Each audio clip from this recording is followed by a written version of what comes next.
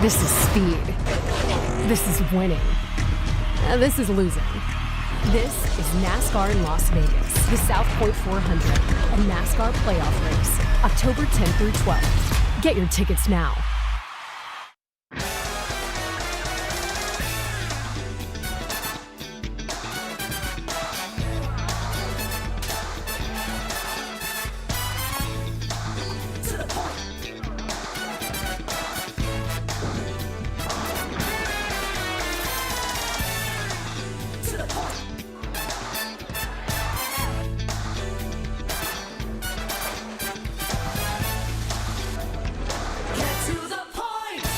Sports by the book. Sports by the book. Sports by the book. Sports by the book, South Point Studio. We don't make stuff up here. I would only play the Pirates team total going under. What the hell happened to Minnesota's pitching? This total is really crashed without plumbing the lineup. I think this number's too high, but they're laying me the 6. Oh, I know. Caitlin Clark drives handle on the WNBA. Never mind all these Mickey Mouse other stations. We are giving you hands-on information. It's Sports by the Book at the South Point Studio. Here's Jeff Parles and Alex White. Welcome in. Good morning. It's Sports by the Book here at the South Point Studio. Happy September, everybody. It's Labor Day, but we're laboring here at the South Point on the first Monday of the new month. I'm Jeff Parles. She's Alex White. Alex, we get to talk to our good friend Chris Andrews a little bit later in the show, but we got a lot of baseball and, of course, Chapel Bill. That's tonight, right. UNC and TCU. I'm looking forward to it. So if you are joining us on your day off, thank you. We appreciate you being here with us. But we'll get to football. You're right. We got a couple games starting in 5 minutes, so we got to jump right to baseball. Yep, right to baseball. Don't worry. We'll give our thoughts on what we saw over the weekend from college football, including, again, number 3 beats number 1. LSU finally wins a week 1 road game and much more to get to a little bit later. But first, we got to kick it off with baseball here today because it is Labor Day. For a lot of people, this is the final day of summer, so we got to go to the summer sport. And we begin in D.C. We'll be real quick here. The Nats and the Marlins. Marlins took 3 out of 4 in New York against the Mets. Always happen to have the Mets number. Washington looked awful over the weekend, got swept by Tampa at home. The big news in this one, Andrew Alvarez, one of the bigger pitching prospects in the Nats farm system, if not the biggest, will be making his major league debut today. And the Nats are a small dog at home, -110 with Bacher on the other side for the Fish and a total of 9.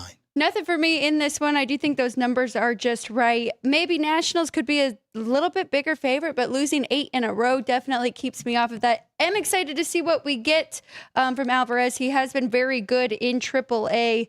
Last 3 starts, I mean, he's gone 5 2/3 was the fewest and went 6 innings in 2 of those, gave up 2 earned runs and 3 in 1 of them, but has had a very good year there. He has a sub-1 whip in his last few starts coming into this. 135 is his number for AAA. But yeah, so we'll see what we get here today. Kind of tough to bet on either of these teams. And Miami might have a little bit of a letdown after taking 3 out of 4. Yeah, they always play the Mets well. I'm going to just stay off of this game. This is not much to be had.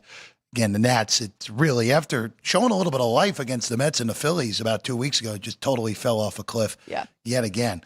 All right, let's go to Detroit next. This is the beginning of what is an absolutely brutal September for the New York Mets. 19 of the remaining 25 games against teams that are over 500. The second toughest schedule in Major League Baseball for the month of September. And they will take on the Tigers. It is the Battle of the M's, Manaea and Morton. Tigers a small favorite in this one at -110. There are a whole collection of numbers in the market on this game, Alex. There's some books that have the Mets favored in this game. So shop around based off what you like. The total is 8.5 on this one out at Comerica Park today. That's the only way I'd look at it. Total right there, 8.5. I think that's a pretty low number for these two pitchers going here today. I think we're going to get some runs. Now, if you look at their last 3 starts, especially Manaea has pitched very well. Looking at the opponents, 237 average, a 181 xFIP. So has pitched well, but we've always talked about how deep he can go into the games. Median numbers, 3 for him and 2 for Charlie Morton. The Mets, their offense has still been very good. I think we could get some runs here, so it would be an overplay for me. The Mets set the record for most runs and home runs in the month of August. They went 6 games under 500. That's brutal. Need your pitching to show up as well. Mets still in the 6th seed in the NL, a 4-game lead on Cincinnati. We'll get to the Reds in a second. The Mets and the Reds do play 3 in Cincinnati this upcoming weekend. All right, let's go to the Reds. Boy, Alex, the Reds didn't get swept for the longest time. They were able to, at least yesterday, salvage the final game against St. Louis, but bad time to have a 1-5 week if you're the Reds. They throw the race, though, today. Hunter Green against the Blue Jays. Blue Jays are still in the lead in the AL East, still the number 1 seed in the American League. They actually won 2 out of 3 against the Brewers over the weekend, which is a hell of an accomplishment with the way Milwaukee's played the last few months. Number 2 seed in the AL, technically Detroit ahead of them with 1 extra win, but as we've said, Toronto with the tiebreak on them. Minus 120 on Green, plus 05 on Bassett, total 7.5 in Cincy today. This one's a little tough for me because I'd like to expect a bounce back spot for Hunter Green coming off of one of his worst starts, which really isn't very bad. I mean, he went 5 innings, 3 earned runs on 6 hits against the Dodgers, but it was really the strikeouts, only 3 strikeouts to his 2 walks. So it just really wasn't his best outing. Expect a bounce back. On the other side, Chris Bassett, more of a pitcher you want to back at home, not so much on the road. But looking at his last 3 starts, and there was 1 road start in there against Pittsburgh, I mean, pitching very good, holding his opponents to 227 average and a 257 xFIP. So it's a lean to the Blue Jays getting a plus price there. Probably not jumping in, and that game is starting in 5 minutes. So. Yeah, I'm going to stay clear. I don't want to go against Green if I don't have to. And he's coming off his worst start since coming off the IL. Maybe a little bit of a bounce back. Again, big week for the Reds, and doesn't get any easier for Cincinnati. That's the one thing with these last 2 teams for that last spot. Right. Mets and the Reds both particularly brutal September schedules. By the way, the Giants all of a sudden only 5 behind after getting hot. Devers finally hitting on the Giants. All right, one more game in this 10 a.m. Pacific window, and that's Boston and Cleveland. Guardians had a real chance to sweep the Mariners over the weekend in a controversial non-overturn on what looked like a shore out at first base led to disaster. Seattle was able to salvage that final game. Nevertheless, Cleveland's in Boston today. Messick, who's been quite good since coming up to the majors, the left-hander for the Guards. Brian Bayo, who's been awesome the last few times out. Aroldis Chapman, again, another day, another game without another base runner. He just continues to pitch at an obscenely high level. Game's over if Boston's leading after 8 over the last 2 months. Yep. Red Sox at 14 games over 500. That is a season high. They did fall out of second place, though, with the Yankees' big weekend in Chicago. So the Red Sox only 3.5 behind Toronto, half game behind the Yankees for the top wild card now. And I like the Red Sox in this spot here today. Even though you're right, Messick has been very good for the Guards, I still just don't really trust them offensively. I think minus 140 is a decent price. I think the Red Sox should be closer to minus 165 here at home. Brian Bayo, I think he's done outstanding for Boston as well, and they're just playing good baseball. So it would only be the favorite for me in this one. Even with a series loss over the weekend, again, the Red Sox still right in the thick of things. And now that the AL East has tightened a little bit, who knows? We got a legitimate 3-horse race in the American League East. Down the stretch they come in Major League Baseball. All right. We'll circle back to the rotation numbers. Again, a lot of day baseball here today, as it should be on Labor Day. Honestly, it should be everybody involved. But regardless, it's all right. Let's go to the Cubs and the Braves. Braves salvaged the final game of their series in Philadelphia last night. Drake Baldwin's 9th inning home run enough to give Atlanta the win 3-1. They go to Chicago. Cubs, not a good end to that road trip. Yeah, they win 2 out of 3 in Colorado, but that sweep in San Francisco really just a bad taste in your mouth going into that series against baseball's worth. Colin Rea and Spencer Strider, who's really struggled, as we've talked about all year long. I think this is pretty cheap on the Cubs, who entered today as the top wild card still in the National League. Minus 20 on Rea. I'm okay with going against Strider with how poorly he's pitched over the last 6 weeks. Yeah, I can't really fault you. I don't really trust the Cubs yet, so I'm not going to jump in, but I do agree with you. I think that number's pretty good there. It really came out dead on with what my numbers are, minus 120 and a 8. I have it 7.5, so nothing really to jump on there. But yeah, this was a pass for me. I do like Colin Rea, though, a lot. And his numbers at home have been fantastic. I mean, looking at it, 5 innings pitched, 4 hits, 1 to 2 earned runs. Compared to Strider on the other side, his median number is 3 earned runs in his road start. So that alone, maybe you want to go first 5 with the Cubbies. Can't blame you. Can't blame you. Cubs minus 120 for the full game here today at Wrigley. All right, let's go to Milwaukee. The top 2 teams in the National League square off. Phillies, Brewers. First matchup between these teams, the Brewers, this was before the Brewers became this version of Milwaukee. They swept Philadelphia. That was kind of the moment where it, like, oh, maybe Milwaukee is a little bit better than we thought. And then they started the ridiculous streak that they've continued all the way in here to September. It's Taijuan Walker against Jacob Misiorowski. Alex, I actually think this game is a little mispriced. I think the Phillies are too big of a dog here. Walker is coming off his worst start in about a month, but again, Phillies just don't play well at Citi Field. Misiorowski just hasn't been the same guy since coming back from his injury post-All-Star break. I think it's a good shot. You can take a shot on Philly here at plus 135. That would be the only angle I look at here. And it's funny because for a while it was almost like the Brewers were mispriced, right? And the market hadn't caught up. And now it's maybe gone a little bit too far. So I'm with you. I think that's a good price on Phillies. I am a little concerned because we talked about their home road splits and how they really aren't hitting away from home. But plus 135, I think it's worth a shot. And you're right. Taijuan Walker coming off his worst start, but I think he could have a nice bounce back in this spot. And Misiorowski, I mean, he is good for giving up at least 3 runs, and especially in his last 3 starts. So I think the Phillies can get to him too. Let's go to Colorado next. Again, top 2 teams in the NL in Milwaukee here today. The all-important 2 seed, Philadelphia, with a 1-game lead on the Dodgers entering today's action. Brewers still in command if they don't get swept in this series. And Milwaukee's still totally in command for the number 1 seed and having the whole postseason through AmFam Field. All right, to Colorado next. Don't look now. Giants are playing well all of a sudden. As they swept the Cubs in the midweek, they took 2 out of 3 from Baltimore, and in their 2 wins, they scored 28 runs, which, sure, why not? Now they go to, of course, an offensive haven, and you know, Alex, Tang goes for the Giants. He's been just dreadful since coming up to the major leagues. He's minus 140. Dollander, who is the most talented Rocky pitcher, is plus 125 here today. The total's 11.5.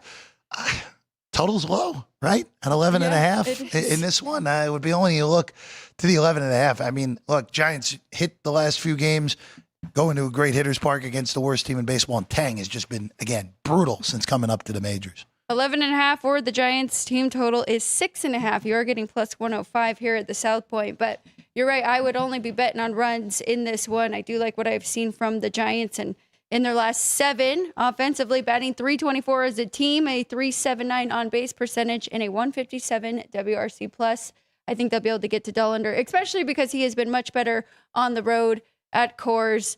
I mean, looking at his last start, did give up 7 earned runs in 3 2/3 against the Dodgers. The Giants can keep their bats going, but either way, full game or Giants in this one. Up next, Alex, let's go to Houston for the season debut of Luis Garcia, who we've not seen since 2023 due to injury. Kikuchi has been inconsistent, but I still look at him as the Angels' best starter. Yeah. This feels like a pretty good price on the Angels if you want to take a shot against a guy who we haven't seen pitch in almost 2 full years now. Minus 140 up to minus 155, though, on the Astros. So the market disagrees with my sentiment here. I agree with your sentiment here. I do think that this should be a pick-em. I didn't think that the Astros should have opened as big of a favorite as $1.40. So now steam coming that way makes me a little bit concerned. Maybe we don't know something. But, yeah, I think they definitely have the starting pitching advantage, the Angels do. And they have not backed down at all. They are still playing some good baseball. Coming in, winning 2 in a row here. So that would be the only way I'd play it, is taking a shot on that dog as well. Let's be quick on this next one. Minneapolis, 2 worst teams in the American League Central doing battle here today. The Twins and the White Sox. Ober and Ellard, your pitching matchup here today. Minus 75 on Bailey Ober and a total of 9.5, Alex. Bailey Ober, I think that number is correct. Maybe a little high, but I mean, you definitely do have the pitching advantage. Exactly, with that noise there. Do you want to lay that with the bad team? I do not, so it's a definite pass. And the pitchers really struggled, too. We thought Ober was going to take a real step forward this year. It just hasn't happened. It looked like it could early in the year. It just hasn't happened for him. Again, two bad teams here, Twins and White Sox here in the final month of the season to kick things off. All right, let's go to Tampa Bay next. Mariners, fortunate to get out of Cleveland with a win, but they got it. They win yesterday. Now they throw Luis Castillo against Shane Baz. Baz small favored, -110, a total of 8.5 for this one, Alex. Another one that I'm a little confused with the price here. I think that that's a great price on Luis Castillo. And I know that I've been a little hesitant backing him on the road, but I still think that he is the better pitcher coming off of a couple rough starts for him, but that was against the Mets and the Phillies. Went back home, saw the Padres. They definitely got to him. I think he can pitch well here today against the Rays. And I think the Mariners are the better team. I'll take a shot there, -105 for Seattle. So Castillo, we've talked home road splits a lot with these Mariner pitchers. Castillo does have that issue. He's been obvious. And look, you're pitching when you're at T-Mobile Park, it's the best pitcher's park in baseball. Of course, your numbers are going to be a little bit better. Are going to be better there at home as opposed to on the road. I actually kind of like this first 5 under here today at 4.5. Now, as always, at Steinbrenner Field, we have to look at the wind, and this is part of the reason that I like this. The wind's blowing in today. So I would look to under 4.5 first 5 in this one, which probably means Junior Caminero is going to hit a 3-run homer, and we're going to be in big trouble, more likely than not. So that's where I'm at. I like under 4.5 in this one, Alex. That makes me like Mariners even more because, then Castillo should pitch well here today. Up next, let's go to the interleague, and we go to St. Louis. Again, it's been a rough go for the Cards, even though they took 2 out of 3 over Cincinnati over the weekend, Alex. Morales will go for the A's. We're not playing the Tigers anymore, so we got to look at the A's a little bit differently since the A's own the Tigers for whatever reason. -150 on Sonny Gray against his former team, +135 on Morales, and a total of 7.5 at Busch Stadium here this afternoon. Another one where I just think this is a little bit too low. Full game, 7.5 here. I would only be looking to play the over, even though it is Sonny Gray, Cardinals' best pitcher on the bump. I mean, the Athletics have been hitting, and they have really all year, so it's a definite lean. I think it should be 8.5. So you're getting a full run difference in my numbers. So that's the only way I'd play it. Don't know yet. 11:15. That one's coming up as well. So. 1 hour away. 1 hour away in St. Louis on a Labor Day holiday for the Cardinals and the A's. All right, let's go to San Diego next. This is mid-afternoon ball at Petco at 3:40 local time start in sunny San Diego. Dylan Cease, Kyle Bradish, -50 on the Padres, total 7.5 with this one. Second start for Bradish on the year, Alex. Right, and he has pitched very well, holding his opponents to 190 batting average at 132 xFIP. Really, I think -150 is correct for the Padres at home against the Orioles. Lean to the over. Dylan Cease, I hate betting his over-unders because he's very inconsistent and you never know which version of him you're going to get. So it's a lean to the over, but I'm not that confident about it here. 7.5, you can get flat out there too still if you want to get a better number. You can get a 7.5 flat on this game if you want to go over. Padres enter today 2 games behind the Dodgers entering today's action in the NL West.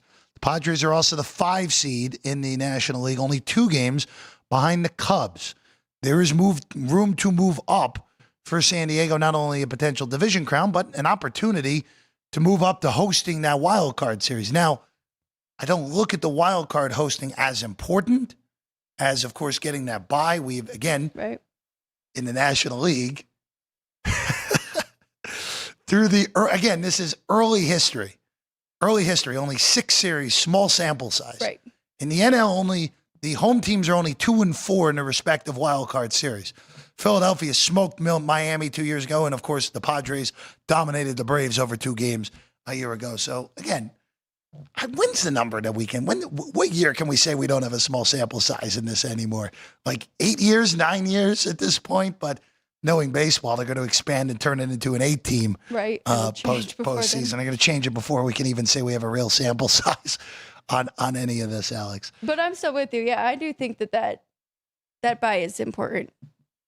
In the NL this year is the utmost importance because, I mean, all these teams, and look, the Mets have their all these teams have their flaws.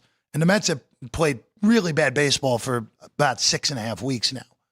But all these teams before the year, we all thought, all right, they're all capable. Maybe not Milwaukee, which is funny that they're the 1 seed, but the other 5, like Yes. the Cubs were the overwhelming favorite in the NL Central. The Dodgers and the Padres are going to go hit mano a mano again in the NL West. And the NL East was that the Phillies and the Mets and Atlanta, who of course has had an extremely down year, was going to be as good of a 3-horse race as we've had in years in baseball.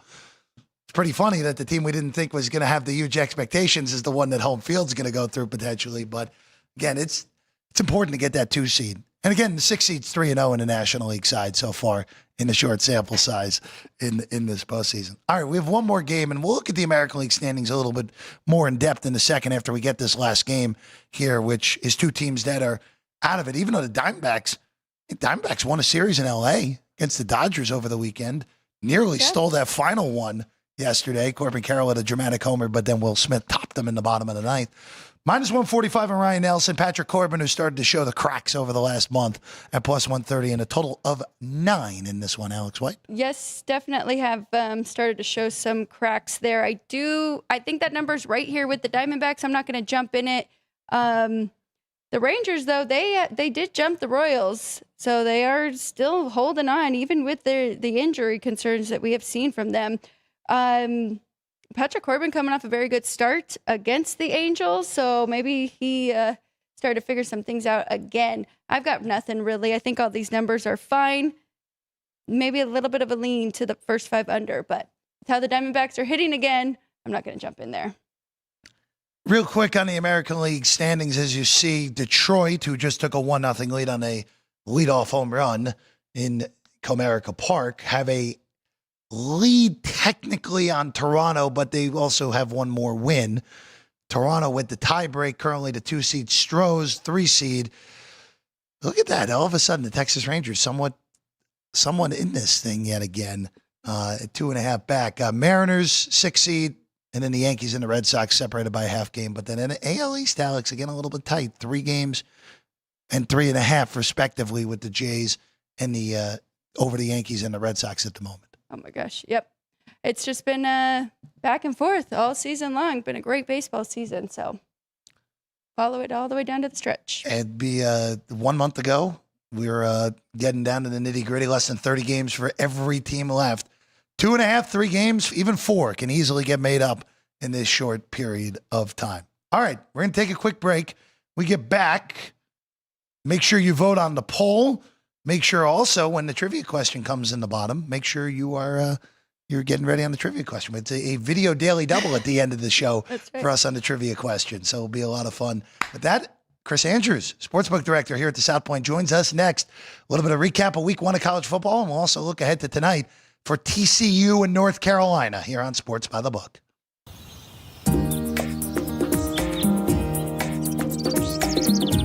South Point is also proud to provide a variety of relaxing amenities for the guests who want to be pampered. Soak up the sun and let your stress melt away in our lagoon-style paradise swimming pool. A relaxing getaway where you can bask in the desert sun and enjoy seasonal food and bar service poolside. And if you really want to escape, come to Spa Costa del Sur. From couple suites to a co-ed wet area, our spa caters to business and leisure travelers who want to unwind and elevate their senses. A visit to one of our spa's steam, sauna, or whirlpool treatment rooms will leave any guest feeling like they can take on the world.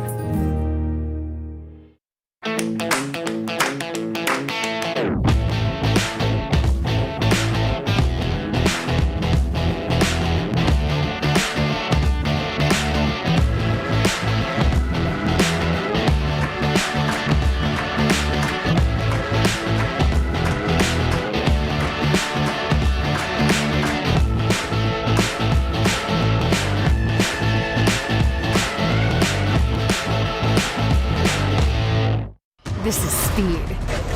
This is winning. This is losing. This is smoke and fire. This is high stakes and wild cards. This is family and tradition. This is everything on the line. This is it. This is NASCAR in Las Vegas. The South Point 400, a NASCAR playoff race, October 10th through 12th. Get your tickets now. LVMS.com.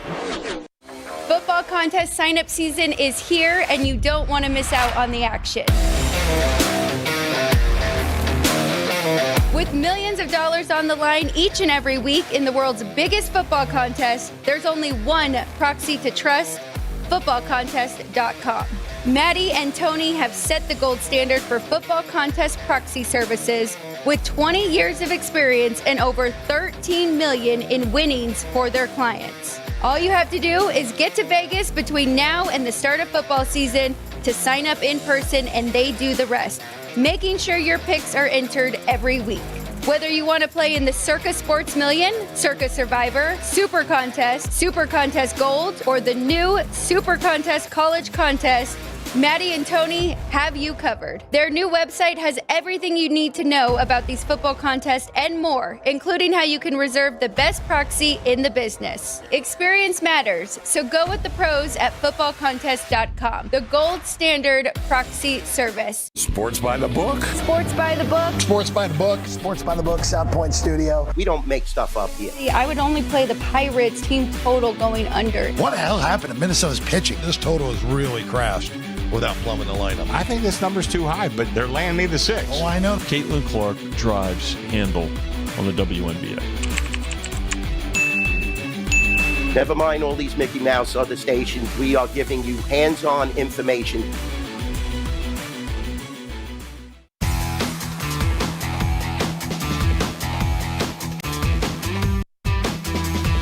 Welcome back in Sports by the Book, South Point Studio. Jeff Parles, Alex White.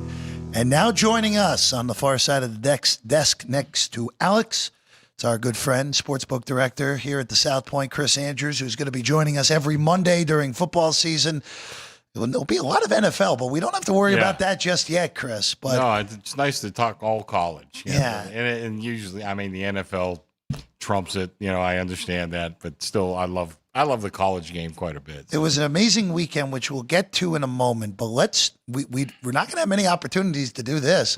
A college game on a Monday, and Bill Belichick. Heard of him, Chris? Heard of him? Rings a bell. Rings a bell. He is making his collegiate head coaching debut today.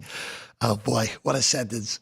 At the University of North Carolina. See, it was just Mad Libs more so than anything, right? Just Belichick in college. He faces TCU. Not the best of weekends for the Big 12, except for Utah, who we'll get to a little bit later. But here you go, Chris. We're at 3.5 with the Horned Frogs on the road. You opened 3, so they laid it to you. And the total has kind of these themes in these primetime games. These totals have gotten whacked down 59 to 54.5 on this game now. Well, I mean, you see a lot of unders this first week. Of course, we got middled on the game last night, though, on the total. Yeah, I could see that. But, I mean, it's going to be so interesting one way or the other. I'm not sure how this goes. We've seen some of these coaches come in and just be disasters, and other coaches come in and be fantastic. And I'm not sure which way it's going to go with Bill, but it's sure as hell going to be interesting. I really don't have anything strong. So I made TCU 2 on the road here, so about a 1.5 difference. I made it 3. Right? Nothing I really want to jump in on, but I am very curious to see what happens. And you're right about the unders. I'm almost thinking first half under might be a good play here in this one. I almost blindly took South Carolina's yesterday, and it looked like it was going to be a struggle, and they went right down the field. And then it just defenses are ahead of the offenses right now, right? Yeah. So sure. First half unders have been great again in these standalone bigger games. 27 is the first half total at the current moment. Right, it does look a little high, doesn't it? Yeah, feels high. Yeah. That's again. This comes in a little bit higher than last night's game, which, yes, you mentioned you did end up. I don't know how the hell they ended up getting to 51 last night, but They got there. Yeah, I was looking at the numbers. I said, "Wow, we should have won a lot more than we did." And then I'm looking, the total. I hadn't even thought of it. We'll get to that. We'll get to Notre Dame and Miami in a little bit. We have a few other games I want to hit, but I did give North Carolina on Friday on the show. Did you? Okay. Which is more of a number take more so than anything. Yeah. And I like Gio Lopez. I liked him in South Alabama. Mm-hmm. I thought he was a really good quarterback. Now, translated up to the Power Conference, we don't know. We really don't. And also, I'm lower on TCU than I think you. I know you're a little bit higher on TCU this year, Alex. I'm just not a huge fan of Josh Over. I think he's an average quarterback. And also, too, and this has nothing to do with this game, but I'm just throwing it out there. 2 years ago, week 1, what did TCU do?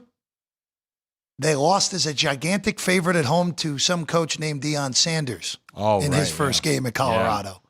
So has nothing to do with it, but just throwing it out there. Yeah, got boat raced, if I remember. It was a ridiculously high-scoring game. Yeah. I think Colorado ended up winning by a touchdown, but they were up a lot. You know what? I'm thinking of the Colorado-Nebraska Yes, game. that was not good. Yes, that was not a good one from Rule and Company. But look, there is some history in Sonny Dykes in these big games against these, at least, big-name coaches. We don't know what Belichick is in college. But. Yeah, we don't know, and it's going to be very interesting. And, what's next on your list there?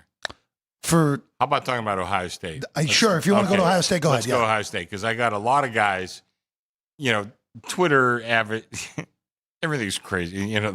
There's the world, and then there's Twitter. So a couple guys were texting me, did you lower Ohio State because Matt Patricia is going to be the defensive coordinator? And obviously they mean he's going to be a disaster. Right. Because he was not a good head coach. The guy won 3 Super Bowls as a defensive coordinator. And you can see that Ohio State defense was fantastic. I know they got a lot of great athletes, but they were also very well coached. And I think, we were worried about the coordinators for Ohio State, including me. But certainly defensively, looks like Matt Patricia, I think, is going to make his mark on Ohio State. Really, I mean, I'm not saying anything crazy. Both defenses were very good, right? They were. I mean, even to hold Ohio State to 14, I thought Texas defensively looked really good too. If they played now and switched and Texas was at home, it would be pretty much just Let me flipped, see what I would right? have. They would have like a little bit of a home field advantage there. I thought they were pretty even. Definitely the defenses are ahead of the offenses I have right Texas now. probably a 3.5 point favorite. At Texas. And look, Texas, as ugly as it was for Arch Manning, Texas outgained Ohio State. Right. They out-yard per played them as well. Arch Manning looked like a kid. And we brought this up on Friday. Yeah. Looked like a kid making his first true road start against the top 5 defense. Look, we knew the takes were going to be outrageous after that game anyway. Of course, but let's not go overboard. Oh, of course. I didn't budge Texas on my power ratings. Not even half a point. I mean, they're going to be fine. I talked, over the years since we've done this show, I've had my questions about Sarkisian. I talked about him. I think he's grown as a coach. Boy, he looked like he shrunk a little bit, offensively. I thought he had a bad day. He had a bad day. Yeah. He got out-coached by Patricia. There's no doubt about it. So I don't know, but maybe the moment was too big for him as well as for Arch Manning. Yeah. But like I said, I didn't move Texas at all on my power ratings. They'll be fine. I still think you'll see those 2 teams in the playoffs.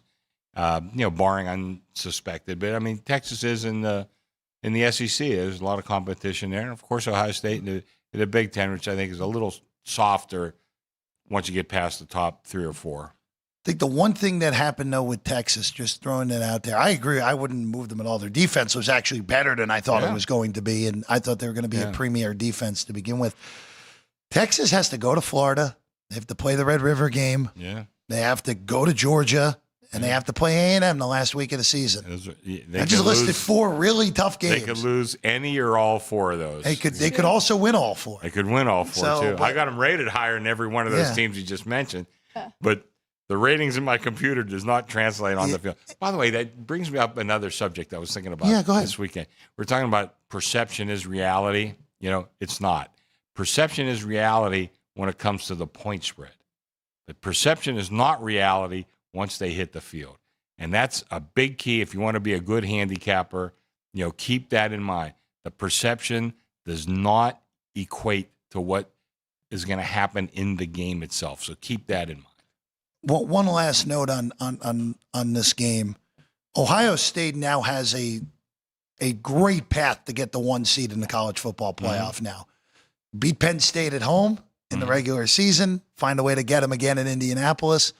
Yeah, there's tough road games mixed in. At Washington is not going to be a pushover. There's other tough games, but they have a nice little direct path now to the 1 seed. Sure. For Texas, I just mentioned it. Yeah. You can slip up once. It'll be interesting to see what if there's a lot of 9-3s in the SEC, what ends up happening. But your margin for error, we talk about, you're not eliminated anymore, but your margin for error does get a little more narrow when you lose a game like this, especially when the hype train was so insane on Arch Manning and he did not play well at all. No, he didn't. So I just narratives will do a little matter a little bit with that. I threw it out on Twitter the other day, and obviously I'm a lot older than you guys. I mentioned Ron Powless, who Bino Cook said was going to win 2 Heisman trophies before he ever took a snap in college football. And I was hoping Arch Manning is not the same, and I still hope he's not the same. I don't think he will be. I don't think he will be either. Like I said, I root for all these guys because I think it's good for the game, and what's good for the game is good for me personally. I guess that's very selfish on my part, but I want to see him do well. Absolutely. I want to circle back to Friday night real quick because that was a heavily bet game.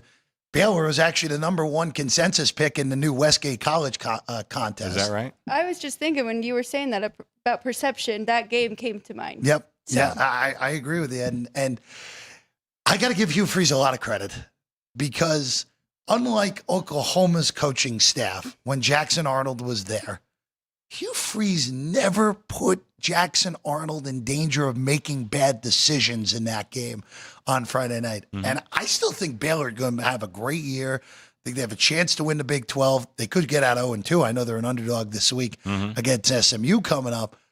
But I was thoroughly impressed with what I saw from Auburn. They were explosive on offense. They had a huge special teams play mixed in there with that kick return when it looked like Baylor is going to get fully back into the game. But I was very impressive from what we saw from Auburn on Friday night. First of all, I made them a 2-point favorite in the game, which was not really what the market said. But I raised them another 2 points in my power rating. So I too was impressed. I think that they look pretty darn good. Of course, talk about tough schedules. You can look at their schedule. I'm sure it's not exactly very easy, but I was impressed with Auburn. They looked like they're a serious team. I don't know about contender, but I guess they are. We got a long way to go, but we'll see if they wind up being a legit contender. Yeah, I mean, very balanced offense, right? Because they definitely ran all over Baylor and used Jackson Arnold to his strengths. To Jeff's point there, but them and LSU, I was very impressed with LSU. I really liked Clemson. Still like Clemson, definitely. But if LSU has figured out their defense a little bit, maybe Brian Kelly. That's been their bane the last 2 years. Put up plenty of points, but couldn't stop anybody. Exactly. But they won in the trenches, and Nussmeier I thought looked very good. Klubnik did not look very good, but the key I think really was in the trenches, and they had that one touchdown that was taken away from them. They missed the ensuing field goal, so it cost them at least. They should have made the field goal probably. Cost them 4, at least 3 points, probably more like 7. We'll circle back to that game because I'm curious because there was some interesting line move close to game time that I want your thoughts on an LSU game. But I want to go to Tallahassee next because that was the seismic result of this weekend. Yes. Yeah. Where Florida State is a 2-touchdown underdog at the closing number, won by 2 touchdowns, and quite frankly, it wasn't even that competitive. Right. And other than that opening drive where Bama held the ball for almost 10 minutes, went down, got a touchdown, and then Florida State went quickly right down the field on them and made Bama look slow and is like, all right, we might have something here in this one. Big credit to Mike Norvell. Big credit to Gus Malzahn, who called an amazing game on offense. And for Bama, Chris, I don't know where you go from here. Because the big issue he has, and look, that defense looks slow, but they'll figure it out. There's too much talent on that defense. Ty Simpson was every bit as bad as I thought he was going to look. And I know you have been very skeptical about him. And there is no quarterback on that roster that I trust to go out and win games against high-end teams in the SEC. And that's a big problem for Bama this year. Yeah, definitely. I mean, you could see the product on the field is way down from what we were used to with Alabama. I mean, of course, Bama fans are going to be spoiled. You're not going to get too many Nick Sabans. I mean, it's just, that just doesn't happen. He's arguably the best college coach of all time. I mean, you can easily make that argument. It's tough to argue. If you're going to argue against it, just probably bring up Bear Bryant, sure. Another Alabama guy. But, on Twitter, and again, it's Twitter, so you can't take this to the bank. But there's a guy talking about, and he was an Alabama longtime supporter, travels with the team. He said he saw in Tallahassee, kids were not, there's no curfew really, or if there was, they were breaking it, very openly, ordering from room service like at 1:30 in the morning, and having friends in their rooms and all that other stuff. He says these are the kind of things you wouldn't dream of seeing under Nick Saban. I mean, no one would dare to do anything close to that, but you're seeing this under DeBoer, and he's wondering, I mean, does he have control of this team? And, listen, he's been very successful under, less of a spotlight. Even Washington's a big job, but it's not Alabama. I don't know. Maybe there's another guy that's not right for the moment and right for that situation. You probably get away with that at Fresno. Probably can't get away with that at Alabama. And there's a lot of eyes on this guy. And they're talking about, they're upset. They want to get rid of him. But it's a $70 million buyout. Oh, my gosh. I mean, I saw Paul Feinbaum this morning. He says, yeah, A&M bought out, what's his name? The last Jimbo. Jimbo Fisher. Yeah. He says, there's oil money in Texas A&M. There isn't oil money in Alabama. So, I mean, that $70 million, yeah, some of those oil guys could come up with that. I don't know if they could do that in Alabama. Alex, I have a question for you on both of these teams. How much did you raise Florida State?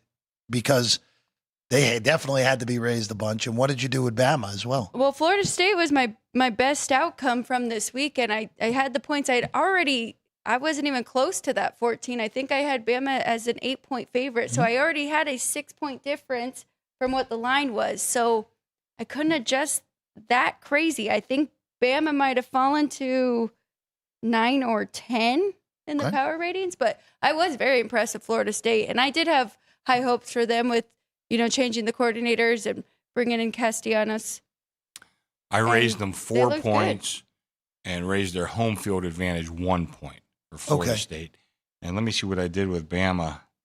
Yeah. Oh, my God. Bama, I knocked them down 3 points. That's a big adjustment for 1 week, week one. I mean, you have to react, but you have to be careful not to overreact. Well, but now with the portal and everything, right? These first couple weeks, we're going to be a little more aggressive and then kind of really settle down. But. And I think, Florida State, I give the administration credit too for not, it would be very easy to have fired Mike Norvell last year. A lot of things just went wrong and just, escalated and, let's go precipitously. Fell precipitously for Florida State. I mean, I'm looking, what I closed. From what I closed them last year to what I have them right now, let me double check. Oh, I can't wait for this. Yes. 23 points. Yeah. Wow. I'm surprised.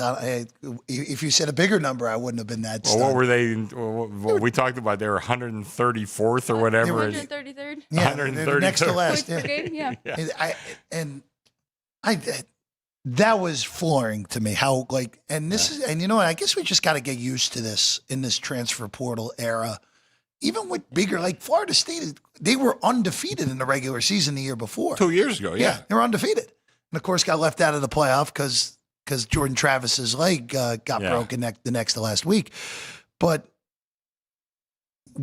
I think we just have to be able to adjust on the fly a little bit more year to year, just because of the nature of the portal. There are going to be some years where you bring in the wrong mix of guys and your season implodes like it did for Florida State. Now, maybe not that extreme of 2-10, but you could see some teams that you normally would be like, oh, what happened?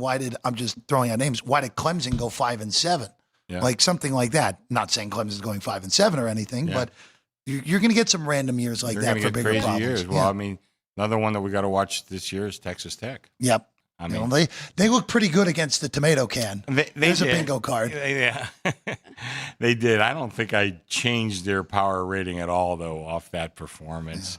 Yeah. But I mean, again, that's going to be a very interesting team to see because they did bring in nothing but.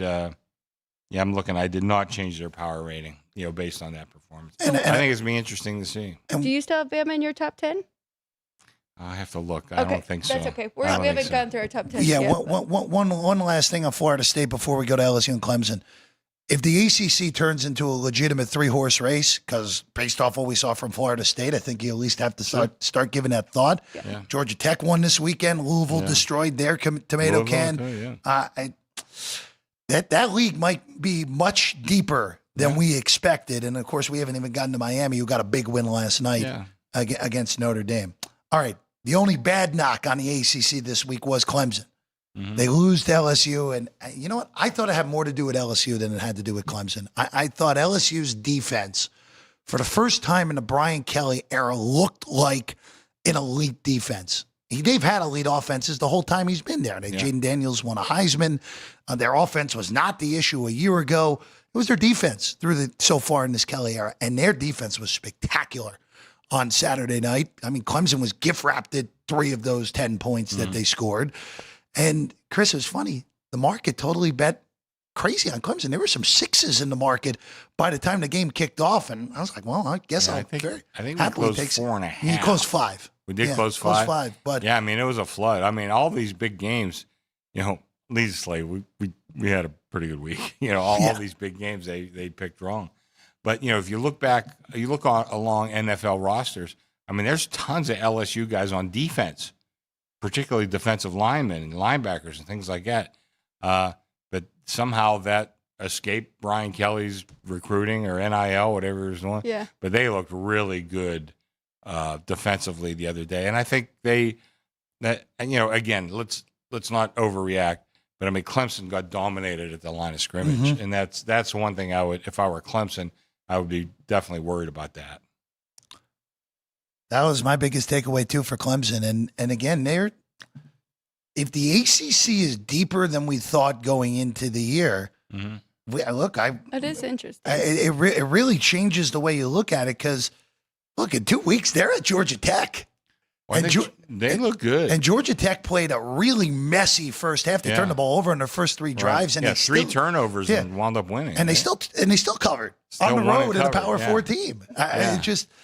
And then Louisville looked good. Florida State's on Clemson's schedule, and that all of a sudden doesn't look like an auto win. Louisville. I think they're pretty good. Well-coached team. I think that could be pretty good. Yeah, Clemson's schedule that looked pretty manageable going into the year may not be so manageable.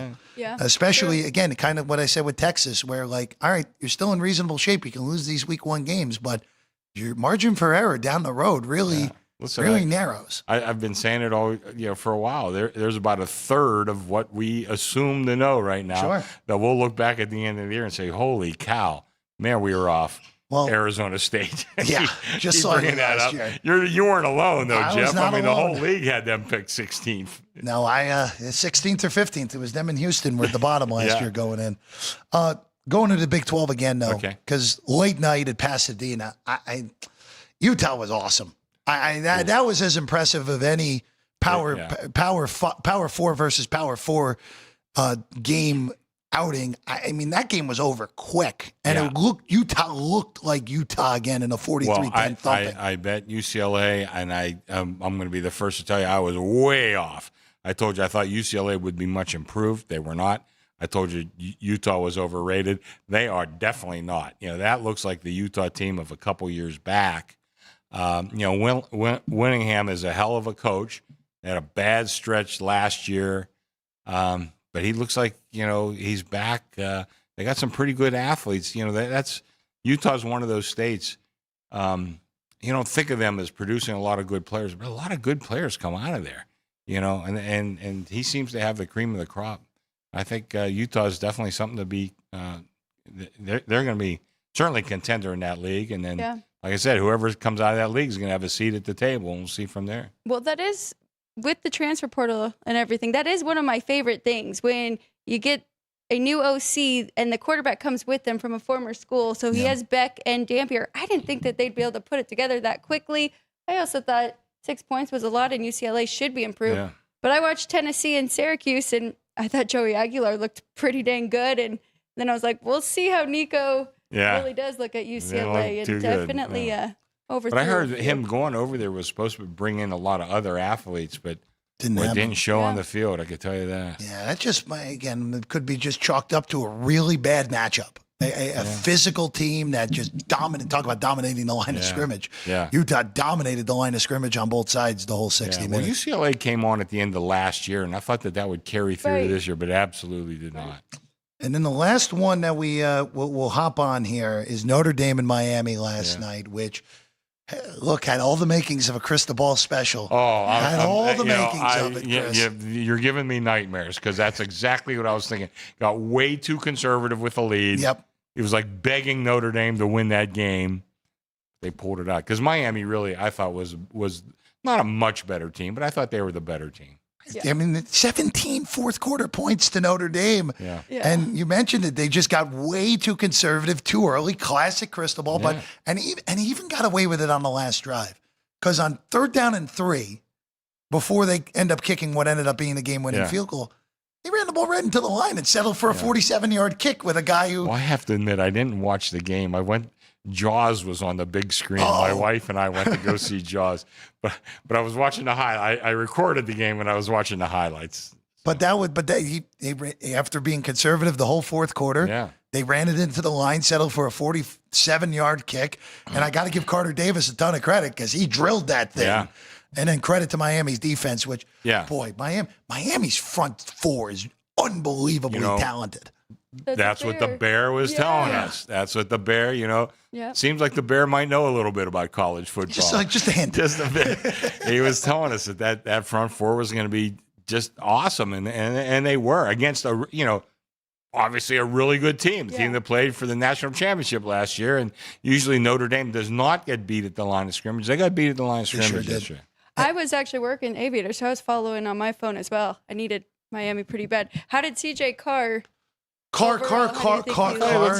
looked like a guy making his first career start on the road for about 2.5 quarters. And then, again, the one other weird note in that game, Notre Dame turned the ball over twice, deep in their own territory. Miami only scored 3 points because they botched the snap on a field goal, and then Notre Dame's defense. Yeah, that Notre Dame's defense held up.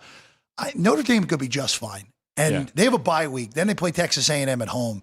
If they beat Texas A&M in 2 weeks, I would be very surprised if Notre Dame doesn't end up 11-1. Yeah, they have the game with USC mixed in there, and that may not be the easiest. USC just annihilated Port Missouri State in their first FBS game. I think USC is pretty good. But I think that's going to be a tough one for Notre Dame. But I kind of think like you. I think they'll be fine. Listen, talk about coaches. I mean, Freeman all of a sudden is one of the better coaches in the, let's not anoint him into the Hall of Fame yet, but he's certainly on that trajectory. He looks like a damn good coach. Yeah, and for Carr, I do believe they made the right choice with Carr. Again, look, with Arch Manning, who already had reps at a high level, go on the road and look awful against the top flight defense. Miami's got a top 15 defense, and they might have a top 1 front four. It's very possible after what I saw yesterday. That's what Bear was thinking, so it's probably right up there. Be fascinating to see here. Chris, anything else that stood out to you before we let you go back upstairs? I think we've covered most of it. I just think, we're off to a great start. It ended up being a good weekend for you guys, right? It was a terrific week. all those games you mentioned, I mean, it's amazing how wrong the perception was, LSU, Notre Dame, I should say Clemson, Notre Dame, even Alabama was just a huge game for us. I made it a little lower. I didn't go as far as 8, but I made it 12. Right. So I mean, but still a 12-point favorite isn't supposed to lose outright and get spanked, which is exactly what Alabama did. Well, Baylor, Auburn. Yeah, Baylor, going back to that. Yes, sharp. All of those. And the contest results from the first 1-6 consensus for the Westgate contest. I feel good. I was 3-4. I'm a genius. You're above pace. Right now, by the way, the poll on the Sports by the Book page, LSU was voted the most impressive team this weekend. One of my highest for my game power score. That's what you call it, right? Yeah. Okay. Yeah. So do you have LSU one? They were one of my top. Yeah. What did I give out? What did I have? I think you had USC first, right? I mean, they only won by 60. Yeah. I did have them first. Yeah.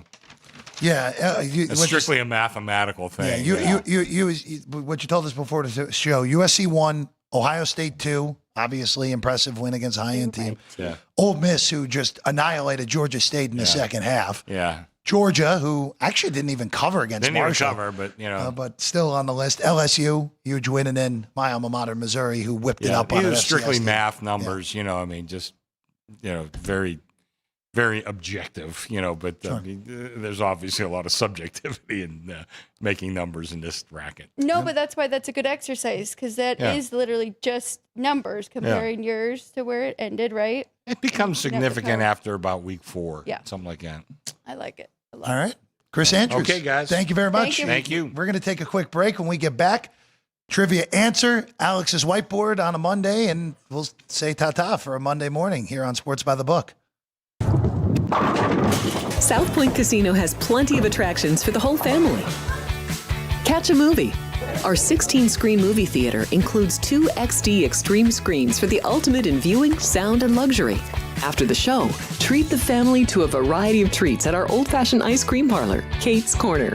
We scoop up a variety of creamy concoctions, including smoothies, hand-dipped cones, milkshakes, malts, sodas, and sundaes. At Kate's, there's something for everyone.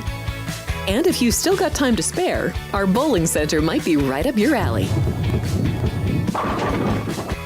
Voted Best of Las Vegas, it's a great place for friends and family fun. 64 lanes, a pro shop, snack bar, and arcade. And while the kids are bowling, you can play slots and sip on a drink in the Alley Cat Lounge while overlooking the lanes. For our more serious and professional bowlers, the South Point is also home to a separate tournament bowling plaza. If you're celebrating a special occasion or just love fine dining, you're in the right place. Come experience the crown jewel of South Point restaurants, Michael's Gourmet Room. Welcome.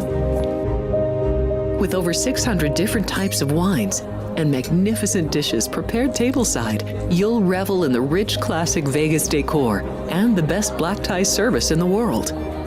This intimate gourmet room has earned accolades galore. Come to Michael's Gourmet Room for an unforgettable dining experience. Another famous restaurant is the Silverado Steakhouse, where you'll find the charm and service that discerning patrons require. From top quality steaks and chops to fresh seafood and desserts, you'll love the award-winning wine list and menu at Silverado Steakhouse. Steak lovers have even more options with primarily prime rib. Catering to hearty appetites, the menu features a variety of flavorful prime rib cuts, dry-aged to ensure tenderness, and then seasoned and slowly roasted. Although prime rib is our specialty, it's not the only thing on the menu. There's something for everyone. This is speed. This is winning. This is losing. This is smoke and fire. This is high stakes and wild cards. This is family and tradition. This is everything on the line. This is it. This is NASCAR in Las Vegas. The South Point 400, a NASCAR playoff race, October 10th through 12th. Get your tickets now. LVMS.com.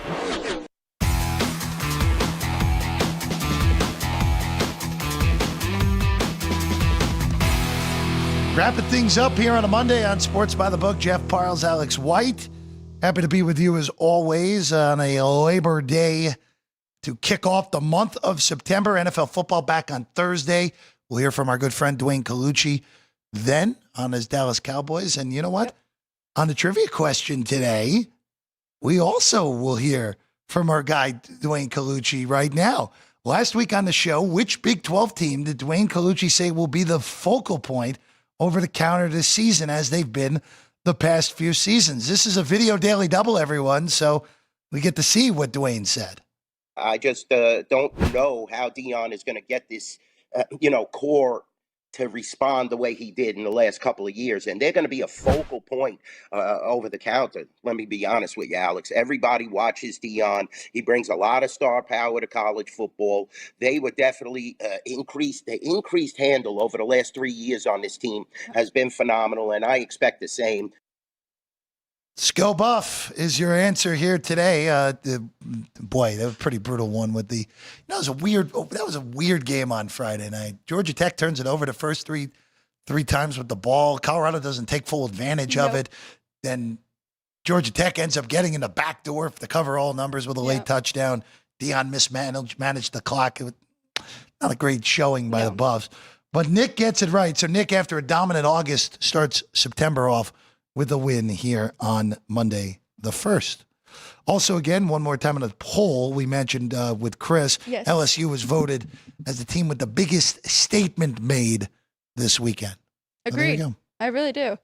Them or Florida State. I would almost lean to Florida State just because of how shocking it was with what the Noles did. Even though, again, LSU, Brian Kelly never won a week 1 game since going down to Baton Rouge. And not only did he win one, he won one in Death Valley Jr., as he called it, and backed up his words on Saturday night.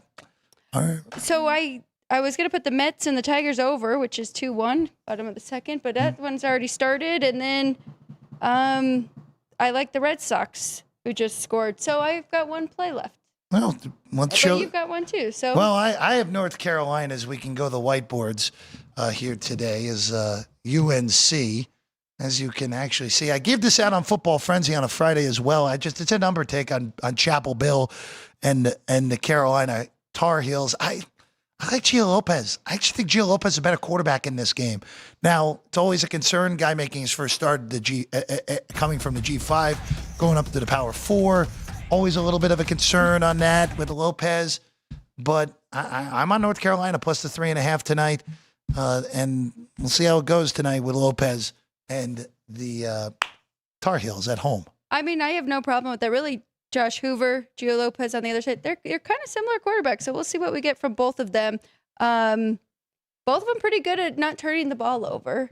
Hoover, his numbers, just because we didn't really get to that, 27 touchdowns, 11 interceptions last year. And Gio Lopez was even less than that. I think he had 5 INTs last year. So, yeah, we'll see. I'm excited about this one. And then my play of the day, we're going with the Phillies here, taking a plus number, plus 135 on the road. I just think that number has some value there against Milwaukee and Mizorowski. So, there we go. And a cameo from Spruce the Goose as well on Alex's whiteboard here on a Monday in the background.